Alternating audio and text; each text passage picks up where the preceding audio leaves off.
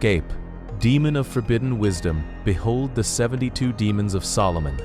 Meet Gaap, number 33 out of 72. For centuries his name has whispered through the annals of forbidden lore, a spirit of paradox and peril who walks the thin line between knowledge and doom. But that's not the most terrifying part. Myth and origin legends whisper that Gaap was once a luminous spirit of wisdom, a member of the angelic order of powers who gazed down upon the fledgling world with divine knowledge. As ages passed, pride and ambition drew him toward forbidden mysteries beyond mortal ken. Though known to occultists only as one of Solomon's 72, Gaap's roots lie far deeper in time. Some traditions even claim that Solomon was not the first to command Gaap. Here's the part almost no one knows. It was Noah's son Ham who first called Gaap through ancient incantations in the aftermath of the flood. In the hush of that post-Diluvian night, Ham is said to have brokered a dark pact with Gaap, begging the spirit for the secrets of the stars and the earth. From that shadowy covenant, Gaap drew forbidden wisdom, straddling the realms of heaven and hell. Appearance and symbolism summoned through sorcery and smoke, Gaap emerges shrouded in otherworldly gloom. Often he appears as a great man with leathery wings like a bat, horns curled back from his brow, and a heavy cloak of darkness trailing at his heels. 4 shadowy kings may stand before him, announcing his approach with silent reverence. To some, he is the image of a learned prince, holding a scepter of knowledge and books, bound in black leather. To others, he is a monster of the void, fangs gleaming, eyes reflecting the sorcerer's innermost fear. His symbolism is layered and potent.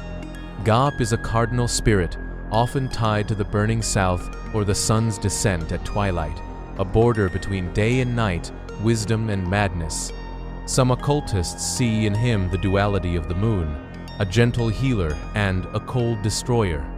Now, listen closely. This is what people feared most. Those who stare into Gaap's gaze say it shows not the demon's face, but their own soul's secret darkness reflected back at them.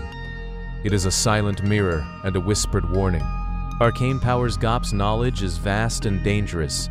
With a whisper, he can kindle both love and hatred in a human heart, turning friendships to enmity, peace to madness. He promises answers to any question of the past, present, or future, pouring forth secrets carved into the bones of time. His voice can grant invisibility to those he favors or render a person senseless with doubt and confusion. Gaap commands legions of spirits and even moves people between distant lands in the blink of an eye. In old rituals, Gaap was summoned to bring gold and silver wealth, to heal a woman's body, or to perform a magician's bidding across kingdoms. Though such power almost never came without consequence, his gifts were as unpredictable as the demon himself, a double-edged legacy written in blood and ash. Here's the part almost no one knows. Gaap teaches the liberal arts and philosophy to those bold enough to listen, granting wisdom rivaling that of ancient scholars. But such lessons are laced with poison. In exchange for his gifts, he may fill the mind with nightmares or twist your thoughts until reason frays. His promise of power is intoxicating, yet every answer he gives comes at a perilous cost. When he lifts the veil of mystery, the summoner's mind peers into the abyss and is forever changed. A legend of Gaap stories of Gaap often come cloaked in mystery. One old tale speaks of a lone scholar in Alexandria, desperate for forbidden knowledge, who crafted a midnight circle and summoned the great prince from the air.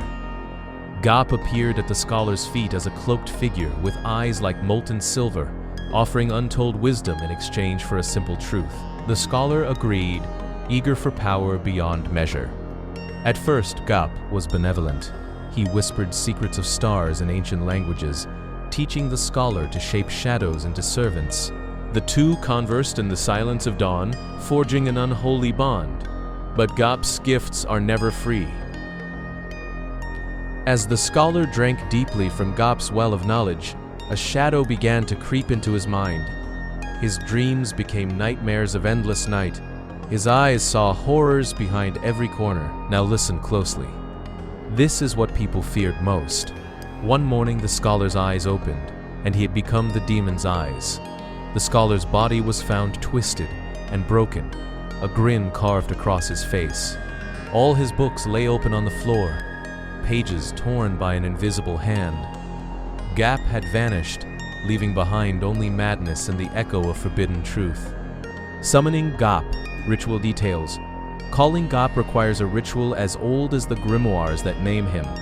A sorcerer must draw a complex seal in chalk or silver on stone, inscribed with runes and patterns known only to dedicated demonologists.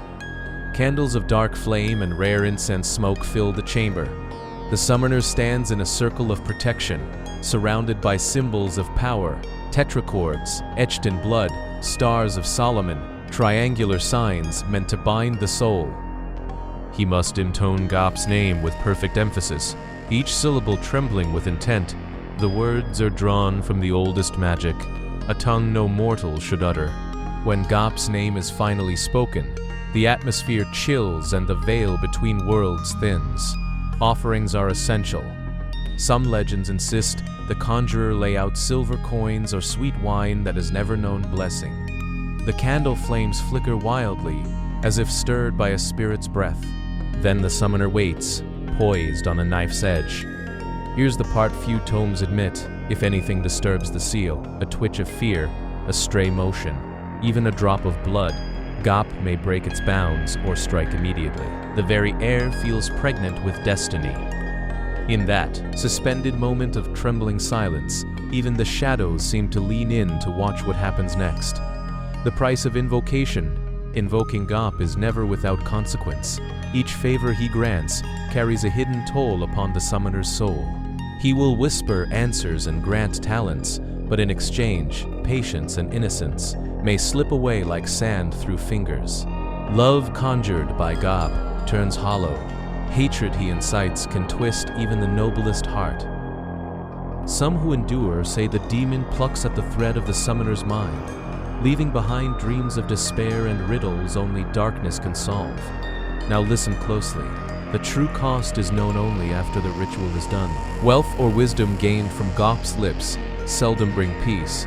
The demon's mark lingers, a silent curse that might take the form of obsession, madness, or in the worst tales, the slow unraveling of one's very being. All the knowledge he whispers into your ear can drown your sanity. No grimoire can predict how Gaap will claim payment. Some lost everything they treasured, while others vanished without a trace into the night. Reflections in the dark in the end, Gaap remains a sentinel of forbidden wisdom, a dark mirror to every seeker who dares to turn his gaze. His legacy whispers through the halls of occult lore. That knowledge has its price, and wisdom can corrupt as easily as it illuminates. Those who study Gaap speak of potential and peril in the same breath.